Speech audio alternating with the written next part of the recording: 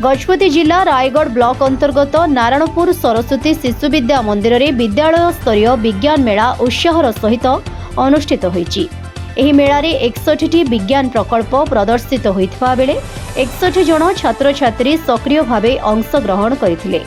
दुईटी विद्यालयर 3 जन अभिज्ञ विज्ञान शिक्षक शिक्षयित्री प्रकल्प गुड़िकर मूल्यांकन करथिले। प्रधान आचार्य चूड़ामणि राउत सभापतित्व में आयोजित एही कार्यक्रम को प्रफुल्ल कुमार महांती उद्घाटन करथिबा बेले चित्तरंजन महांती सम्मानित अतिथि भावे जोग देथिले। कार्यक्रम सफल आयोजन रे विद्यालयर समस्त गुरुजी और गुरुमा माने सहयोग करथिले।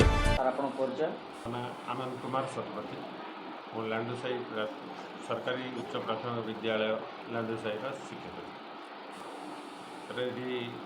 नारायणपुर शिशु मंदिर ठारे विज्ञान मेला अनुष्ठित होता से प्रथम रु अष्टम श्रेणी पर्यंत सब 12टी प्रकल्प होता 12 प्रकार प्रकल्प से 61 जन प्राय भाग नहीं प्रथम श्रेणी रु अष्टम श्रेणी विषय हो पार सर मो मतरे पिलाने प्रथम रु पिलाने ये जो 12 प्रकार होता से प्रथम श्रेणी अलग होता प्रथम श्रेणी खाली प्रथम श्रेणी द्वितीय श्रेणी गोटे अलग होता तृतीय श्रेणी गोटे प्रकल्प थिला अलग कर तृतीय श्रेणी थिला सेहीपरि चतुर्थ पंचम पांच प्रकार प्रकल्प तैयारी करथिले आउ षष्ठ सप्तम अष्टम 4 प्रकार प्रकल्प तैयारी करथिले एहीपरि भाव में 12 प्रकार प्रकल्प तैयारी करथिले पिला जाफल कि से मध्य प्रतियोगिता मनोभाव हो पार।